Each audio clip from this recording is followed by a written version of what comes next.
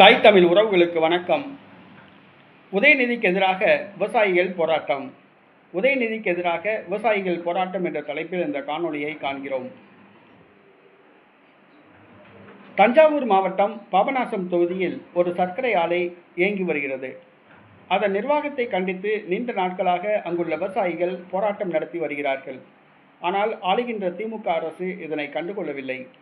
நீண்ட காலமாக விவசாயிகள் போராட்டம் நடத்தி வருகின்றனர். இந்த சூழ்நிலையில் 2026 தமிழக சட்டசபை தேர்தல் அறிவிக்கப்பட்டது. பாபநாசம் தொகுதியில் போட்டியிடுகின்ற திமுக கூட்டணி கட்சி வேட்பாளர் ஜவஹர்லாலை ஆதரித்து துணை முதலமைச்சர் உதயநிதி பிரச்சாரம் செய்து வந்தார். உதயநிதி பிரச்சாரத்தை கண்ட விவசாயிகள் கொந்தளித்தனர். உடனடியாக உதயநிதிக்கு எதிராக "உதயநிதி வெளியேறு" என்று கோஷமிட்டனர். காவல்துறையினர் விவசாயிகளை அடாவடித்தனமாக கைது செய்து இழுத்துச் சென்றனர். போராட்டம் நடத்திய விவசாயிகளை உதயநிதிக்கு எதிராக போராட்டம் நடத்திய விவசாயிகளை காவல்துறையினர் கைது செய்து தரதரவென்று அழைத்து சென்றது பரிதாபமாக இருந்தது.